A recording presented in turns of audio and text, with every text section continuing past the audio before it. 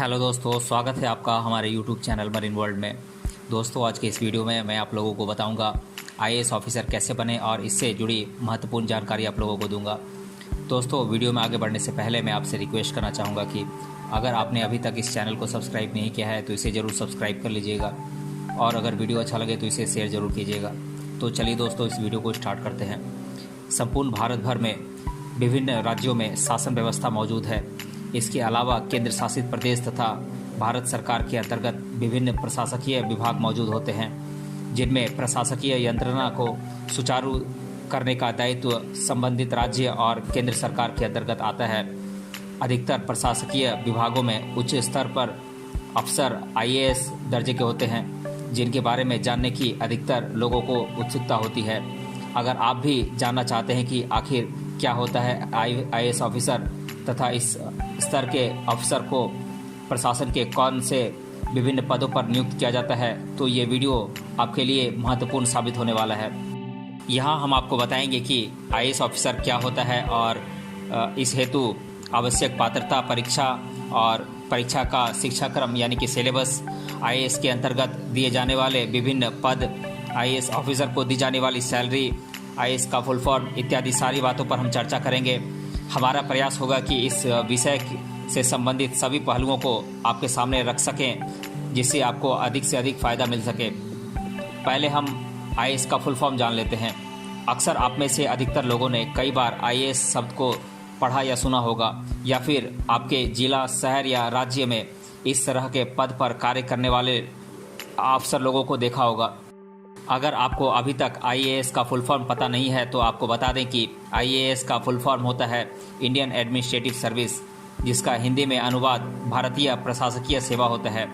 भारत में इस पद को और पद पर कार्य करने वाले व्यक्तियों को काफ़ी प्रतिष्ठित माना जाता है, जिनका आमतौर पर आईएएस ऑफिसर के रूप में संबोधन किया जाता है।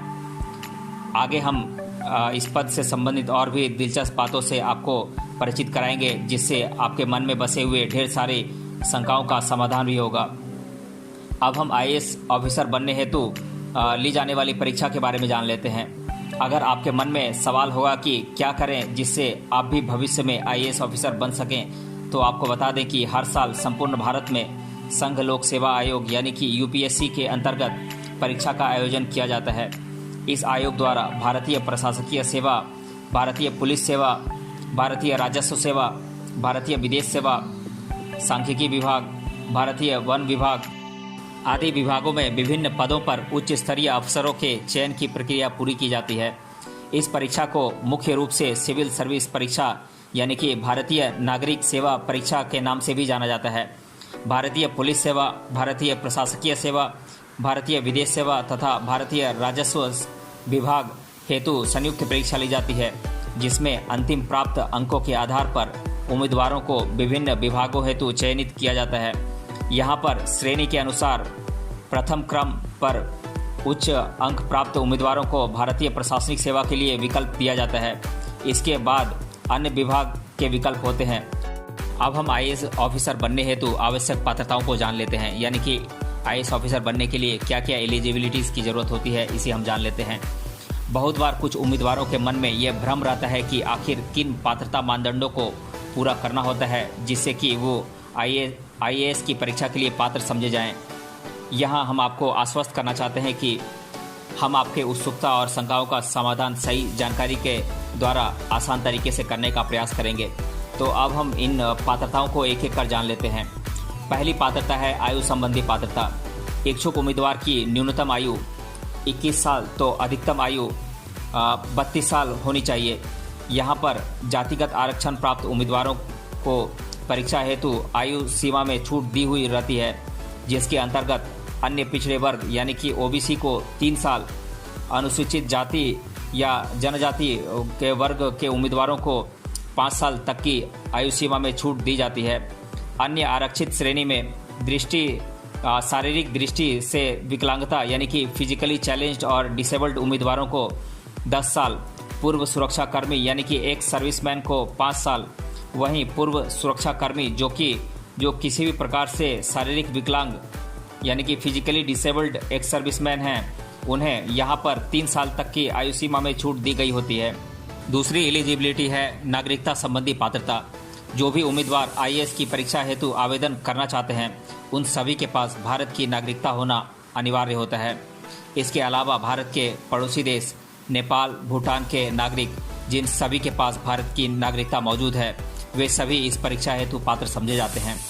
अन्य नागरिकता मानदंडों के अनुसार जो नागरिक 1 जनवरी 1962 से पहले तिब्बत से विस्थापित होकर भारत में आकर बस गए थे तथा उनके पास भारतीय नागरिकता है वे सभी इस परीक्षा हेतु पात्र समझे जाते हैं। बात करें विश्व के अन्य देशों से विस्थापित हुए लोगों की तो पाकिस्तान, श्रीलंका, म्यांमार, पूर्वी अफ्रीका देश, Uganda, Kenya, Zambia, Malawi, Tanzania, Ethiopia, जायरे तथा एशियाई देश वियतनाम से आकर भारत में बसे हुए लोग जिनके पास भारत की नागरिकता होती है वे सभी इस परीक्षा हेतु पात्र समझे जाते हैं। तीसरी एलिजिबिलिटी है शिक्षा संबंधी पात्रता। यहाँ हम आपको बताएंगे कि शिक्षा से जुड़ी किन पात्रताओं को आपको पूरा करना होता है जिसके द्वारा आप आईएएस के लिए पात्र समझे जाते हैं। इनमें कुछ बातें शामिल हैं। मैं इन बातों को एक एक कर आप लोगों को बता देता हूँ। जब बात शिक्षा से जुड़ी पात्रता की हो तो यहाँ समझना होगा कि आप आईएएस के लिए इच्छुक हैं तो अपने न्यूनतम स्नातक या बैचलर डिग्री को उत्तीर्ण किया होगा। यहाँ पर स्नातक की डिग्री आप किसी भी शिक्षा धारा से उत्तीर्ण किए हैं तो भी आप पात्र समझे जाते हैं। इसका मतलब यह है कि आयोग ने किसी भी विशिष्ट शिक्षा धारा से अनिवार्यता नहीं रखी है। इच्छुक उम्मीदवार को स्नातक की डिग्री को किसी भी मान्यता प्राप्त यूनिवर्सिटी से उत्तीर्ण करना आवश्यक होता है। इसका मतलब जहां से भी आप स्नातक की डिग्री को उत्तीर्ण कर चुके हैं वे यूनिवर्सिटी यूजीसी के अंतर्गत होनी चाहिए। स्नातक के अंतिम वर्ष में पढ़ाई कर रहे छात्र भी आईएएस परीक्षा के लिए आवेदन कर सकते हैं। यहाँ यह बात महत्वपूर्ण होती है कि अंतिम चयन प्रक्रिया तक ऐसे उम्मीदवारों को स्नातक के अंतिम वर्ष को सफलतापूर्वक पूरा कर लिया होना चाहिए। चौथी एलिजिबिलिटी है परीक्षा हेतु प्रयास की सीमा यानी कि नंबर ऑफ अटेम्प्ट्स की लिमिट। विभिन्न वर्ग के अंतर्गत आने वाले उम्मीदवारों को परीक्षा हेतु प्रयासों की सीमा आयोग द्वारा तय की गई होती है जिसके बारे में हम विस्तार से जान लेते हैं। सामान्य वर्ग के अंतर्गत यानी कि जनरल कैटेगरी के अंतर्गत आने वाले उम्मीदवार को सिविल सेवा परीक्षा में अधिकतम प्रयासों की सीमा 6 बार दी गई होती है। इसका मतलब है कि सामान्य वर्ग के उम्मीदवार आयु के 32 साल तक 6 बार सफलता प्राप्त करने की कोशिश कर सकते हैं।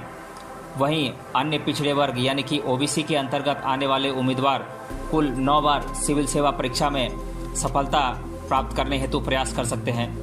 इस मानदंड के अनुसार आयु के 35 वर्ष तक इस वर्ग में आने वाले उम्मीदवार उत्तीर्ण होने के लिए प्रयास कर सकते हैं। अनुसूचित जाति या जनजाति वर्ग के उम्मीदवार को यहाँ पर सिविल सेवा परीक्षा में प्रयास करने हेतु कोई सीमा नहीं होती है, जिसका स्पष्ट रूप से यह अर्थ है कि इस वर्ग के अंतर्गत आने वाले उम्मीदवार अपने आयु के 37 साल तक इस परीक्षा में सफलता प्राप्त करने हेतु प्रयास कर सकते हैं। पूर्व सुरक्षा कर्मी यानी कि एक्स सर्विसमैन या शारीरिक दृष्टि से विकलांग पूर्व सुरक्षा कर्मी यानी कि फिजिकली डिसेबल्ड एक्स सर्विसमैन तथा आम उम्मीदवार जो शारीरिक दृष्टि से विकलांग हैं, इन सभी को सिविल सेवा परीक्षा में अधिकतम 9 बार प्रयास करने की सीमा तय की गई है। अब हम सिविल सेवा परीक्षा का प्रारूप जान लेते हैं। अब हम उस महत्वपूर्ण पहलू पर जानकारी देंगे जिसके विषय में आप सभी को जानना परम आवश्यक होता है। वो होता है आईएएस परीक्षा का बुनियादी प्रारूप, जिसका ब्यौरा मैं आप लोगों को दे देता हूँ। तो इसमें 3 चरण होते हैं परीक्षा के। पहली चरण की परीक्षा होती है पूर्व परीक्षा यानी कि सिविल सर्विस प्रिलिमिनरी एग्ज़ाम यानी कि पीटी का एग्ज़ाम होता है, और दूसरा चरण होता है मुख्य परीक्षा का यानी कि मेंस एग्ज़ाम, और तीसरा चरण होता है साक्षात्कार का यानी कि इंटरव्यू। इन तीनों चरणों में ली जाने वाली परीक्षा से सफलतापूर्वक गुजरने के बाद ही आप आईएएस के मुकाम को हासिल कर सकते हैं। हालांकि साक्षात्कार के चरण में आपको किसी तरह की लिखित या बहुविकल्पीय परीक्षा को उत्तीर्ण नहीं करना होता है, पर इस चरण में प्राप्त होने वाले अंक आपके अंतिम परिणाम के साथ जोड़ दिए जाते हैं। इसलिए जो भी छात्र इस चरण में बेहतर प्रदर्शन नहीं कर पाते हैं या असफल हो जाते हैं, उन्हें दोबारा पहले चरण से शुरुआत करना होता है। पूर्व परीक्षा यानी कि प्रिलिमिनरी एग्जाम का प्रारूप बहुवैकल्पिक तौर पर होता है, यानी कि मल्टीपल चॉइस क्वेश्चन के तौर पर होता है, जहां आपको दिए गए सवाल के लिए 4 विकल्प मौजूद होते हैं। इनमें से किसी एक सही विकल्प का चयन करना होता है। इस तरह से कुल 2 पेपर यानी कि जनरल स्टडी पेपर 1 और जनरल स्टडी पेपर 2 पूर्व परीक्षा के लिए तय किए गए होते हैं, जिनको स्वतंत्र रूप से 200 अंक दिए गए होते हैं। इस प्रकार से दोनों पेपर के अंक मिलाकर 400 अंकों की पूर्व परीक्षा होती है। इन दोनों पेपर्स को हल करने के लिए आपको स्वतंत्र रूप से 2-2 घंटे का समय दिया हुआ रहता है। इसमें 3 प्रश्नों के गलत जवाब देने पर आपके 1 अंक घटा दिए जाते हैं। अब हम मुख्य परीक्षा का प्रारूप जान लेते हैं, यानी कि मेंस एग्जाम का फॉर्मेट जान लेते हैं। इस चरण में ली जाने वाली परीक्षा का प्रारूप आपको गहराई से ध्यान देकर समझना होगा, क्योंकि अधिकतर लोगों को मुख्य परीक्षा के प्रारूप के विषय में काफ़ी भ्रम होता है। आपसे हमारा यही आग्रह है कि अधिक परेशान होने की बिल्कुल आवश्यकता नहीं है, क्योंकि बहुत ही सरल तरीके से मैं आप लोगों को इसके बारे में जानकारी प्रदान कर देता हूं। तो इसमें कुल 9 पेपर होते हैं, जिसमें कि पात्रता हेतु पेपर ए और पेपर बी होते हैं, और एक निबंध पेपर होता है, और जनरल स्टडी के कुल 4 पेपर होते हैं, और वैकल्पिक विषय यानी कि जो आपका ऑप्शनल विषय होता है उसमें कुल 2 पेपर्स होते हैं। तो इस प्रकार कुल मिलाकर 9 पेपर्स होते हैं। यहाँ पर मुख्य बात यह समझना जरूरी है कि ये सभी पेपर्स लिखित तौर पर हल करने के लिए होते हैं, और शुरू में पात्रता के लिए ली जाने वाली दोनों पेपर को स्वतंत्र रूप से 300 अंक दिए गए होते हैं। वहीं अन्य सभी 7 पेपर्स स्वतंत्र रूप से 250 अंकों के होते हैं। इस तरह से मुख्य परीक्षा में कुल 9 पेपर्स को आपको लिखित तौर पर हल करना होता है। पात्रता पेपर के पेपर ए को आपको भारतीय संविधान में भाषा के तौर पर स्वीकृत किए गए 22 भाषाओं में से किसी एक भाषा का परीक्षा के लिए चयन करना होता है, जिसकी सूची आपको आयोग की वेबसाइट पर मिल जाएगी। पेपर बी अंग्रेजी भाषा का होता है, जिसमें आपको लिखित तौर पर विभिन्न सवालों को हल करना होता है। यहाँ आपकी अंग्रेजी भाषा से संबंधित समझ और ज्ञान को परखा जाता है। आपको बता दें कि जो उम्मीदवार इन दोनों पेपर को अच्छे अंकों के साथ उत्तीर्ण करते हैं, उनके ही अन्य पेपर को आयोग द्वारा जांचा जाता है। उसके अनुसार परिणाम घोषित किए जाते हैं। अन्य स्थिति में पात्रता परीक्षा के पहले 2 पेपर में असफल होने वाले उम्मीदवार अपात्र माने जाते हैं। आगे आपको कुल 7 पेपर्स को उत्तीर्ण करना होता है, जिसका प्रारूप लिखित तौर पर होता है, जिसमें मुख्यतः पेपर निबंध पेपर होता है, और जनरल स्टडीज़ के 4 पेपर होते हैं, और वैकल्पिक विषय यानी कि ऑप्शनल के 2 पेपर्स होते हैं। यहाँ वैकल्पिक विषय के पेपर हेतु आपको अपनी इच्छा के अनुसार विषय का चयन करने का विकल्प आयोग द्वारा दिया गया रहता है। इसके लिए आपको आयोग द्वारा वैकल्पिक विषय की सूची आधिकारिक वेबसाइट पर मौजूद कराई जाती है। और तीसरा चरण है साक्षात्कार का, यानी कि इंटरव्यू का।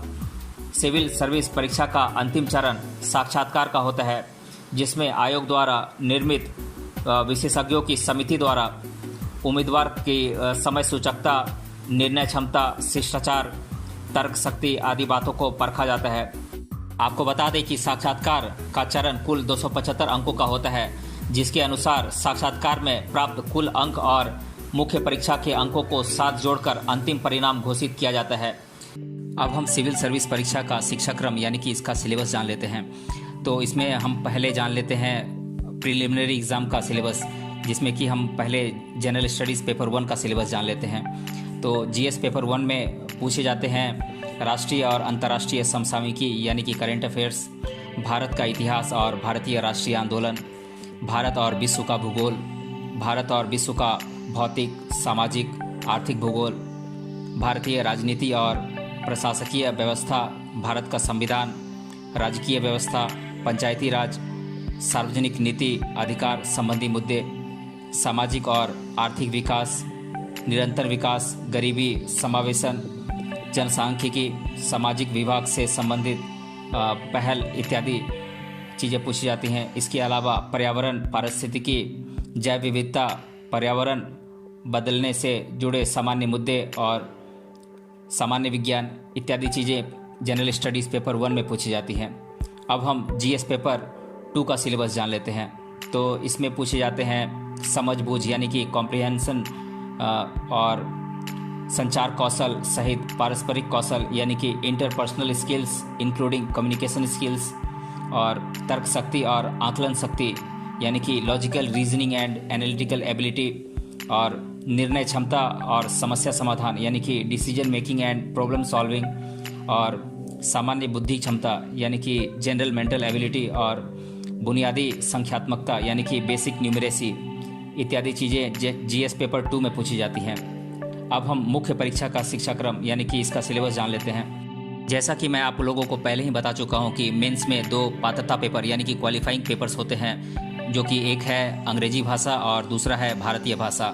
तो अंग्रेजी भाषा का सिलेबस है comprehension of given passage, precise writing, usage and vocabulary, short essay इत्यादि चीज़ें अंग्रेजी भाषा में पूछी जाती हैं। और भारतीय भाषा में पूछी जाने वाली चीज़ें हैं precise writing, comprehension of given passage, short essays, usage and vocabulary, translation from English to Indian language and vice versa इत्यादि चीज़ें भारतीय लैंग्वेज में पूछी जाती हैं। अब हम मेरिट के लिए गिने जाने वाले पेपर्स यानी कि जिनका नंबर काउंट किया जाता है उनके बारे में हम देख लेते हैं। तो पेपर 1 जो कि 250 अंकों का होता है, तो इसमें दिए गए विषयों पर निबंध लिखना होता है। और पेपर 2 यानी कि जीएस का जो पेपर 2 होता है 250 अंकों का, इसमें Indian heritage and culture, history and geography of the world and society इत्यादि चीज़ें पूछी जाती हैं। और पेपर 3 जो कि 250 अंकों का होता है जीएस पेपर 3, और इसमें प्रशासकीय व्यवस्था, भारतीय संविधान, राजनीति शास्त्र और सामाजिक न्याय और अंतर्राष्ट्रीय संबंध इत्यादि चीज़ें पूछी जाती हैं इसमें पेपर 3 में। और पेपर 4 में जो कि 250 अंकों का होता है, इसमें तकनीकी विज्ञान, आर्थिक विकास, जैव विविधता, पर्यावरण सुरक्षा और आपातकालीन स्थिति नियंत्रण इत्यादि चीज़ें पेपर 4 में पूछी जाती हैं। और पेपर 5 में जो कि जीएस का 4th पेपर है 250 अंकों का होता है, और इसमें आचार नीति, अखंडता, योग्यता इत्यादि चीज़ों पर क्वेश्चंस रहते हैं। और पेपर 6 और पेपर 7 जो कि ऑप्शनल सब्जेक्ट्स के होते हैं, दोनों 250 अंकों के होते हैं। और इसका सिलेबस आप लोगों को आयोग की वेबसाइट पर मिल जाएगा, आप वहां पर जाके उसे देख सकते हैं, क्योंकि बहुत सारे ऑप्शनल सब्जेक्ट्स होते हैं और सभी ऑप्शनल सब्जेक्ट्स के सिलेबस को यहां पर डिस्कस कर पाना मुश्किल है। इसलिए आप आयोग की वेबसाइट पर जाएं और वहां पर जाकर आप अपने ऑप्शनल सब्जेक्ट का सिलेबस देख सकते हैं वहां पर जाकर। अब हम आईएएस ऑफिसर को दी जाने वाली सैलरी के बारे में जान लेते हैं। शुरुआत में प्रति माह लगभग 57,000 रुपये सैलरी एक आईएएस ऑफिसर को दी जाती है, जिसमें पदोन्नति के बाद लगभग 2.5 लाख रुपए तक इनकी सैलरी हो जाती है। अब हम आईएएस ऑफिसर को दिए जाने वाले प्रशासकीय पदों के बारे में जान लेते हैं। तो मैं कुछ प्रमुख पदों का विवरण आप लोगों को दे देता हूं जिन पर आईएएस ऑफिसर्स की नियुक्ति की जाती है। तो ये पद हैं उप जिला अधिकारी यानी कि डिप्टी कलेक्टर, दूसरा पद है जिला परिषद प्रमुख कार्यपालक अधिकारी यानी कि सीईओ ऑफ डिस्ट्रिक्ट काउंसिल, तीसरा पद है नगर निगम आयुक्त यानी कि म्युनिसिपल कॉरपोरेशन कमिश्नर, चौथा पद है जिला अधिकारी यानी कि डिस्ट्रिक्ट कलेक्टर, और पांचवा पद है विभाग आयुक्त यानी कि डिविजनल कमिश्नर, छठा पद है राजस्व बोर्ड के सदस्य यानी कि मेंबर ऑफ रेवेन्यू बोर्ड, सातवां पद है राजस्व बोर्ड के प्रमुख यानी कि चेयरमैन ऑफ रेवेन्यू बोर्ड, आठवां पद है सहायक जिला अधिकारी यानी कि जॉइंट कलेक्टर, नौवां पद है मुख्य विकास अधिकारी यानी कि चीफ डेवलपमेंट ऑफिसर। अब हम आईएएस ऑफिसर बनने से संबंधित छात्रों द्वारा अधिकतर बार पूछे जाने वाले सवालों को एक एक कर देख लेते हैं। तो पहला सवाल है आईएएस ऑफिसर की तैयारी कैसे करें। तो मैं बता दूं कि स्नातक शिक्षा के दौरान ही आपको सिविल सर्विस परीक्षा से संबंधित किताबें इकट्ठा करना शुरू कर देना चाहिए।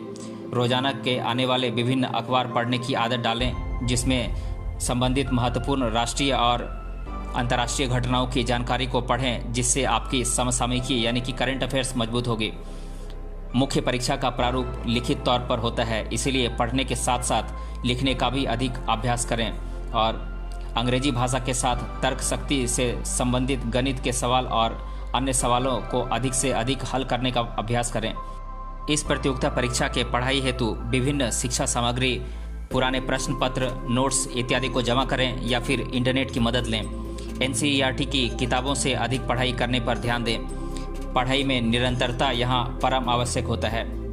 दूसरा प्रश्न है, कौन से वैकल्पिक विषय यानी कि ऑप्शनल सब्जेक्ट्स आईएएस की मुख्य परीक्षा हेतु बेहतर साबित होते हैं?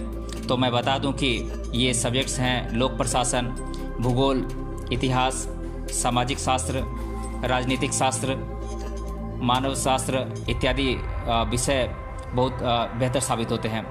तीसरा प्रश्न है, आईएएस ऑफिसर को कौन निलंबित कर सकता है?